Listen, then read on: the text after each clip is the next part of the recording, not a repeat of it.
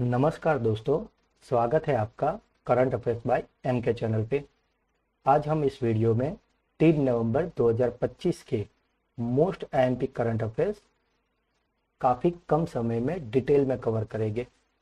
Last में आपका test होगा जिसका आंसर आपको कमेंट करना होगा।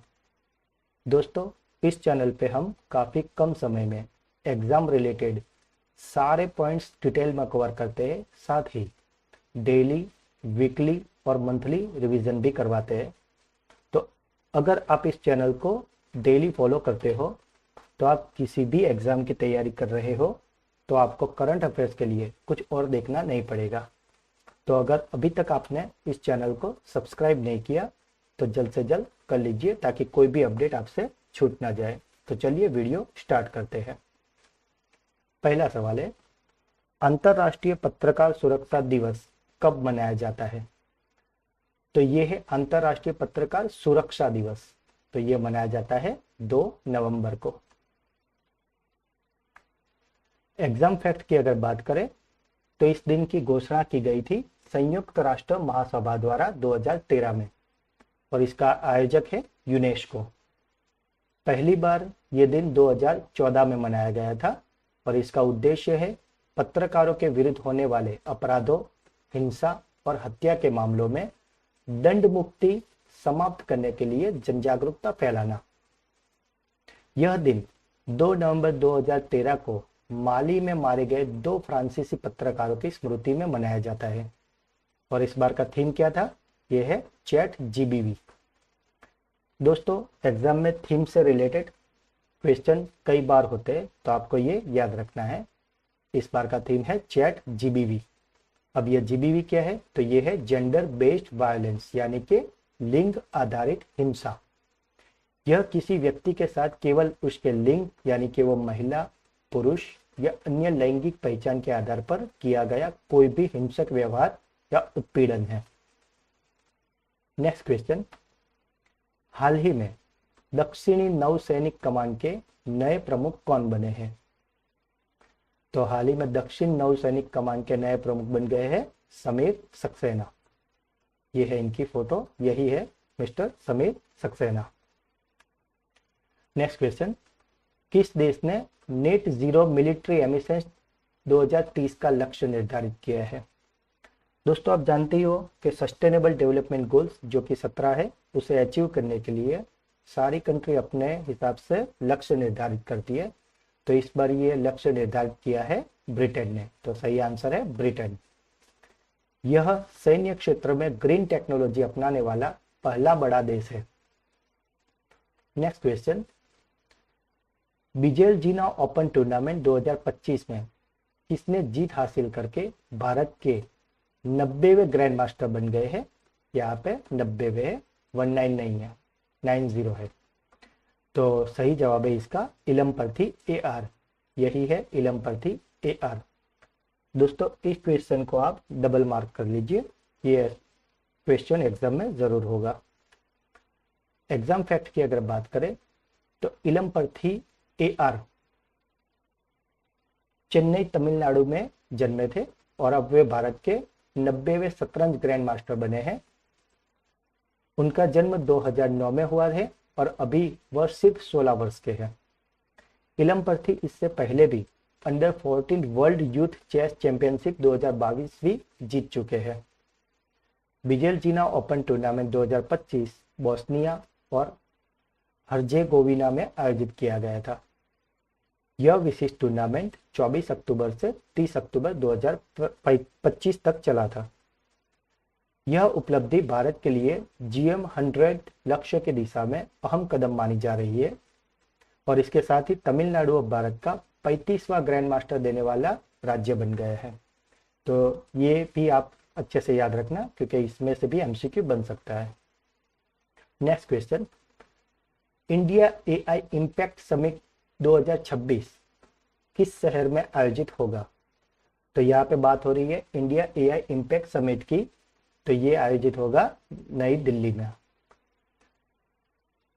दोस्तों, नई दिल्ली में जो भारत मंडपम है वहां पे 19 और 20 फरवरी 2026 को ये इंडिया एआई इम्पैक्ट समिट 2026 का आयोजन होने वाला है। नेक्स्ट क्वेश्चन, 2025 का global cyber security leader award किस भारतीय को मिला है? तो global cyber security leader award की बात हो रही है, तो ये मिला है तेजस मेहता को। तेजस मेहता को ये अवार्ड उनके वैश्विक साइबर सुरक्षा में योगदान, एआई सुरक्षा मॉडल विकास और साइबर जागरूकता अभियान के लिए दिया गया है। नेक्स्ट क्वेश्चन, सरदार वल्लभ भाई पटेल की जन्म जयंती पर प्रधानमंत्री नरेंद्र मोदी जी ने कितने रुपये का सिक्का जारी करके उनके सम्मानित किया गया है? तो सही आंसर है 150। यहाँ पे आप ये स्मारक सिक्का की इमेज देख सकते हो। एग्जाम फैक्ट की अगर बात करें तो सरदार पटेल का जन्म 31 अक्टूबर 1875 में नडियाद गुजरात में हुआ था। सरदार वल्लभ भाई पटेल की 150वीं जन्म जयंती पर प्रधानमंत्री नरेंद्र मोदी जी ने statue of unity Kevadia Gujarat में 150 रुपये का स्मारक सिक्का जारी किया है। यह सिक्का लगभग 35 ग्राम का है, जिसकी सामने की ओर अशोक स्तंभ और सत्यमेव जयते लिखा हुआ है और पीछे की ओर सरदार वल्लभ भाई पटेल की प्रतिभा की आकृति और 150th birth anniversary of Sardar Vallabh भाई पटेल लिखा गया है। इसे भारत सरकार वित्त मंत्रालय द्वारा जारी किया है। उद्देश्य क्या था? उद्देश्य यह है कि राष्ट्रीय एकता दिवस के अवसर पर सरदार पटेल के योगदान को सम्मान देना, और इसकी थीम थी राष्ट्रीय एकता, अखंडता और संघीय एकजुटता का प्रतीक।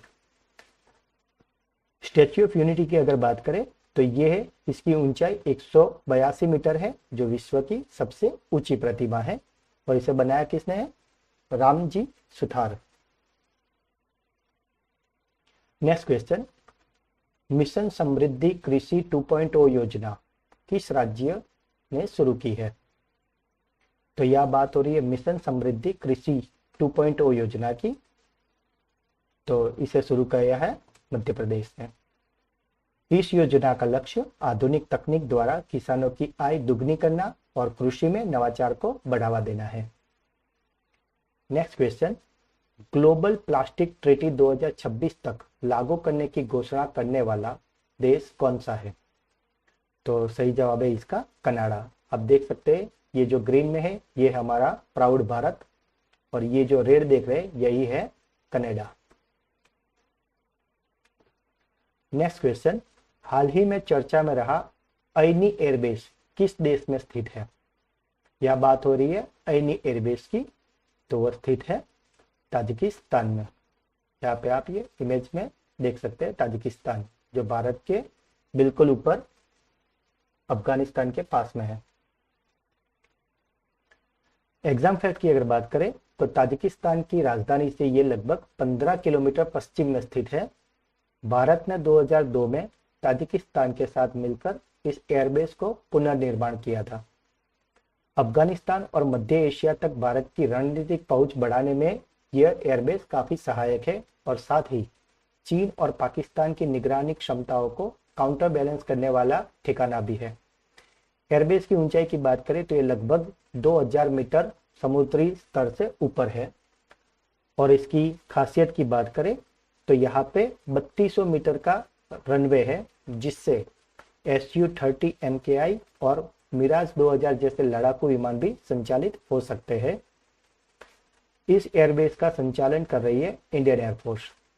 चर्चा में क्यों अभी? क्योंकि भारत अब यहाँ सक्रिय रूप से संचालन नहीं कर रहा, लेकिन रक्षा सहयोग समझौता ताजिकिस्तान के साथ जारी है। यह इसलिए भी इम्पोर्टेंट है क्योंकि यह भारत का पहला विदेशी एयरबेस माना जाता है। Next question, FIFA under 17 women's world cup किस देश में आयोजित किया जाएगा? तो यह बात हो रही है FIFA under 17 women's world cup की, जो मनाया जाएगा मोरक्को में। मोरक्को को महिला फुटबॉल को बढ़ावा देने और खेल इंफ्रास्ट्रक्चर में सुधार के लिए यह मेजबानी प्रदान की गई है। नेक्स्ट क्वेश्चन, एक्सरसाइज त्रिशूल 2025 का आयोजन भारत के किस क्षेत्र में किया गया? तो यह बात हो रही है एक्सरसाइज त्रिशूल 2025 की। तो यह आयोजित हुआ है राजस्थान और गुजरात में। एग्जाम फैक्ट की अगर बात करें तो एक्सरसाइज त्रिशूल 2025 ये त्रिसेवा प्रकार का सैन्य अभ्यास है। इसमें थल सेना, नौसेना और वायुसेना और इसके साथ साथ तटीय रक्षा बल और केंद्रीय एजेंसियां भी सम्मिलित है। यह अभ्यास पाकिस्तान देश की सीमा के समीप आयोजित किया गया है, इसीलिए भी ये चर्चा में है।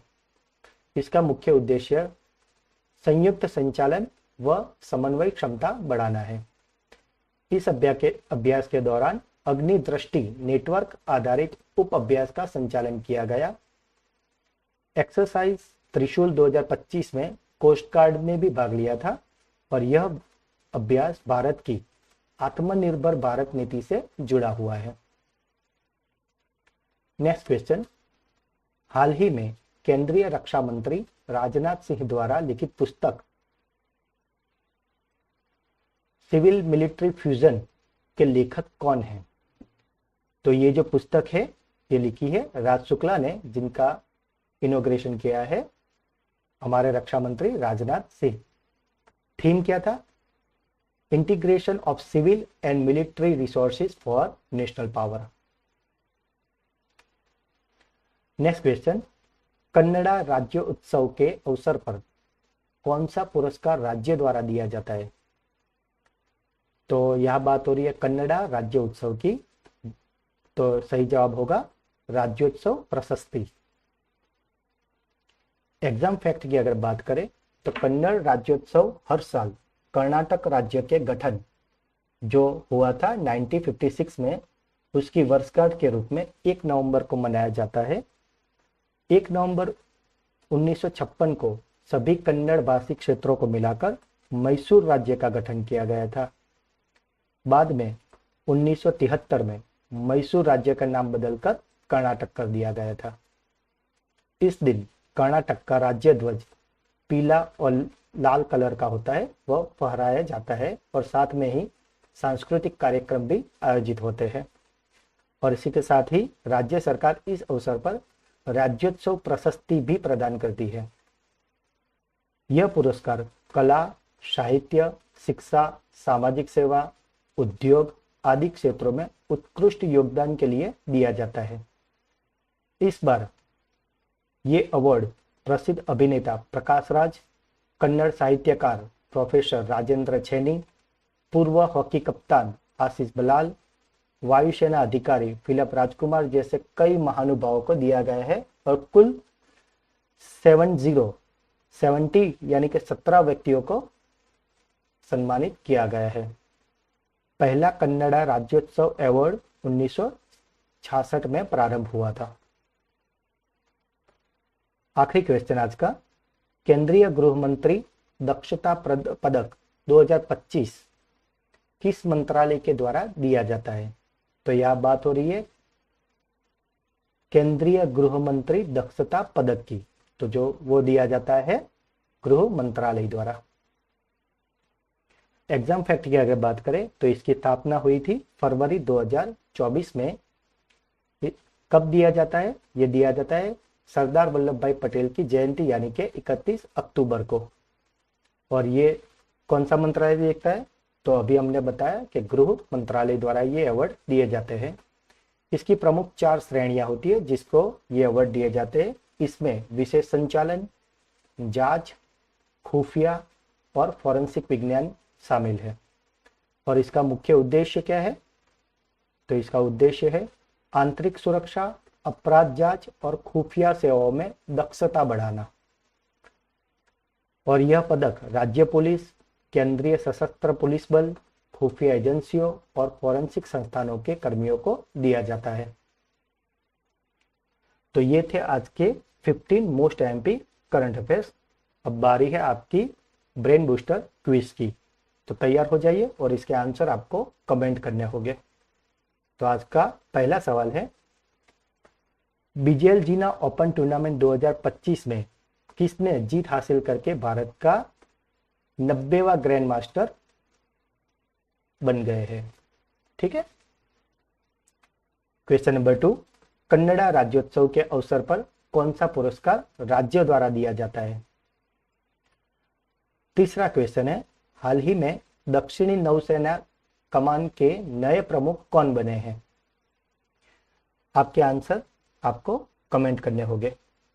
और आप किसी भी एग्जाम की तैयारी कर रहे हो तो आप ये वीडियो को बड़े ध्यान से देखना और पूछे गए क्वेश्चन को आप आंसर करना। आपकी कोई भी क्वेरी हो तो आप कमेंट करना, मैं आपका आंसर जरूर देने का पूरा प्रयत्न करूंगा। अगर आपको ये वीडियो अच्छा लगा हो तो वीडियो को लाइक करें। जो भी क्वेश्चन पूछे गए हैं उसके जवाब अगर आपको याद रहे हो तो आप अपना खुद का एनालिसिस भी कर सकते हो और कमेंट में आप आंसर दे के चेक कर सकते हो कि आपको कितना याद रहा है। और अगर आपको ये वीडियो अच्छा लगा है तो आपने फेसबुक, इंस्टाग्राम सारे ग्रुप में ये लिंक को शेयर करना। और अगर अभी तक चैनल को सब्सक्राइब नहीं किया तो सब्सक्राइब कर दीजिए। मिलते हैं अगले वीडियो में। धन्यवाद।